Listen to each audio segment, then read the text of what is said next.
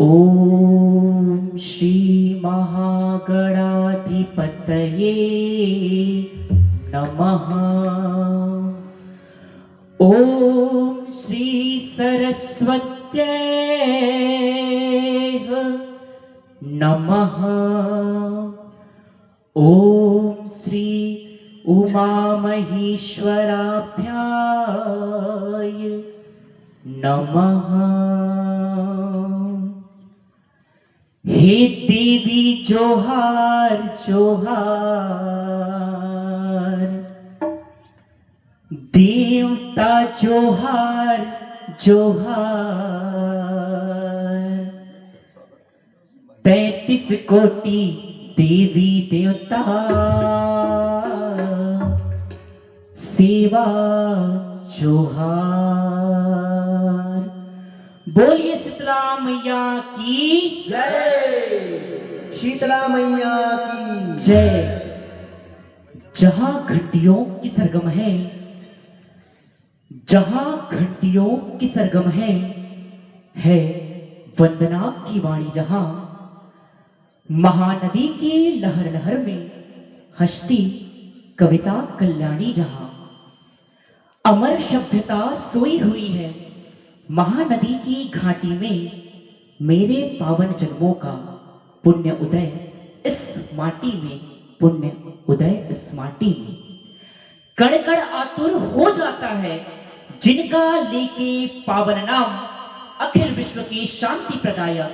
हे रामचंद्र जी तुम्हें प्रणाम, श्री रामचंद्र जी तुम्हें प्रणाम। बोलिए श्री रामचंद्र भगवान की जय। कालो के काल महाकाल जय, जय भूतनाथ वैद्यनाथ जय। कालो के काल महाकाल जय, जय भूतनाथ वैद्यनाथ जय। हे उमापति, हे कैलाशी, हे अविनाशी, खट खटवासी, नाथों के नाथ मेरे नाथ जय। भूतों के भूत भूतनाथ जय। अरे हाथ उठाकर सारे बोलो, कालो के काल महाकाल की जय।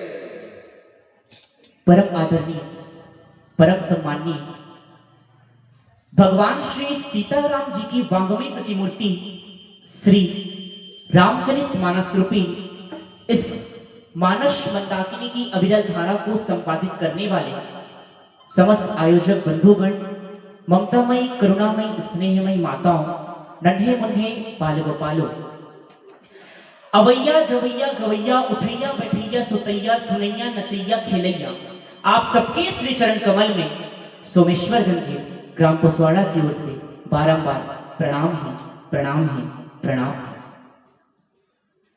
सज्जनों, पूज्यपाद प्रातः स्मरणीय गोस्वामी तुलसीदास जी कृत श्री रामचरितमानस के प्रथम सोपान बालकांड में आप सभी के समक्ष चर्चा करना है।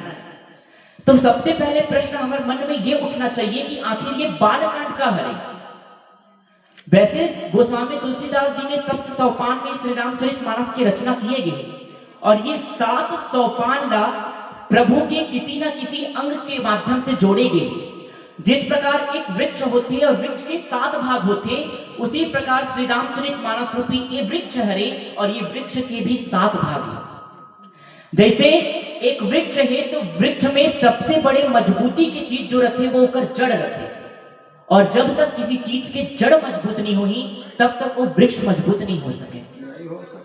जैसे एक बड़ा सा इमारत खड़ा करना है तो इमारत खड़ा करे पर सबसे पहले ओकर नींव मजबूत किए जाते, काबर की जब तक ओकर नींव मजबूत नहीं रही ना तब तक वो बड़े से बड़े इमारत खड़े नहीं किया जा सकता, नहीं खड़े किया जाए। तो वही नींव जैसे पेड़ के जड़ होते, जैसे घर बनाए पर नींव होते, उसी प्रकार श्री रामचरितमानस की नींव, श्री रामचरितमानस की जड़ जो हरे वो हरे बालकांड।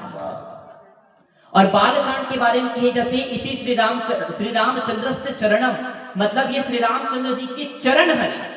अच्छा, चरण काबर की है? काबर की सज्जनों, चरण के माध्यम से ही किसी व्यक्ति के आचरण निर्माण होते हैं। याद रखो, जेकर चरण अच्छा जगह जाते ओकर आचरण अच्छा होते, और जेकर चरण अच्छा नहीं है ओकर आचरण अच्छा नहीं है। विचार करके देखो, जेकर जेकर चरण अच्छा है वो आज ये रामचरितमानस रूपी मानस मंदाकिनी की गोता लगाए पर अही, और जेकर चरण अच्छा नहीं हुई वो ये सब जान के भी कहीं दूसरा जगह जाए। तो चरण और भगवान के चरण ही ऐसे हैं जेकर विशिष्ट महत्व है। कहे भी जाते का करामात क्या उनकी चरणों की रज में। का जादू है भगवान के चरण की रज में। हाँ जी। अरे कुछ ना कुछ तो जादू हो ही, जादू है। तभी तो जिला देख बेटी प्रभु के चरण के पीछे पड़े नहीं से। आओ। करामात क्या उनके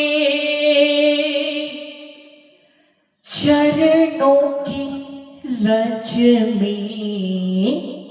अगर तुम्हें जानना है ना कि चरण में का जादू है, तो बस एक काम करना। का जा करके गौतम की नारी से पूछो, जा करके गौतम की नारी से पूछो। और केवल एक नहीं, श्री रामचरितमानस में कई जन हैं जो प्रभु श्री रामचंद्र जी के चरण चाहत रही से। कौन चाहत रही से? जनक जी चाहत रही से। कौन चाहत रही से? केवट जी चाहत रही से। कौन चाहत रही से? सबरी माता चाहत रही से। कौन चाहत रही से? लखन भैया चाहत रही से। कौन चाहत रही से? अभी अहिल्या चाहत रही से। और कौन चाहते? हम मन चाहते हैं कि प्रभु के चरण में चले जाए। चाहतो नहीं चाहतो कि कोई जानता कि हम नरक में जाके मर जाते हैं? नहीं नहीं नहीं। कोई चाहतो का? कोई नहीं का चाहते हैं हम सभी जाके स्वर्ग में मरन, भगवान के चरण मिले, भगवान के चरण कमल की हम सेवा कर, ये सब बोले जाते हैं। जरूर। और माता सबरीला श्री रामचंद्र जी जब नौधा भक्ति बताते रही ना, तब भी कहते गुरु पद पंकज सेवा तीसरी भक्ति अमान। हाँ। गुरु के चरणों की सेवा करना मतलब चरण की ही सेवा करना, वही हमारी भक्ति है। आओ। अच्छा, ये गुरु का है? गुरु के अर्थ केवल ज्ञान देने वाला होते का? हाँ। नहीं, हर वो व्यक्ति जेकर से जीवन में कुछ ना कुछ सीख मिले वो गुरु कहलाते हैं। फिर चाहे वो माता पिता के रूप में, चाहे वो अध्यात्म के रूप में हो, चाहे वो किसी भी व्यक्ति के रूप में हो, वो हर एक आदमी गुरु होते हैं। लेकिन सबसे बड़े गुरु कौन हरे? तो परम पिता परमात्मा हरे। सबसे बड़े गुरु कौन हरे? वो हरे, वो हमारे मालिक सबसे बड़े गुरु हरे। और ए मालिक के चरण के रज आज चाहत रहे से अहिल्या जी। आज अहिल्या माता जो है वहां पर बैठे रहते पथरा के रूप में, और श्री रामचंद्र जी के चरण के रज चाहत रहते। और जैसे ही श्री रामचंद्र जी अपन चरण के रज वो पथरा के ऊपर में पड़ते, वो पथरा तुरंत पथरा नहीं, वो तुरंत का बन जाते? नारी बन जाते। और नारी कौन नारी बन जाते? अहिल्या नारी। तो ये रही भगवान श्री रामचंद्र जी के चरण के जादू, ये श्री रामचंद्र जी के नाम के जादू, ये श्री रामचंद्र जी के प्रताप के जादू रही से ओकर चरण के माध्यम से।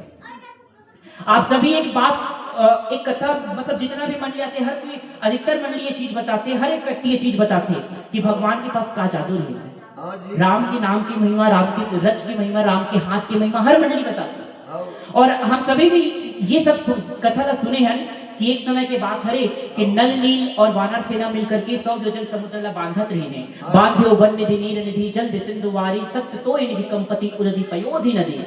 पत्थर धरे राम के नाम लिखे फेंके पथरा पानी में तोड़ जाए। जाना तो नहीं जाना? जाना तो ना।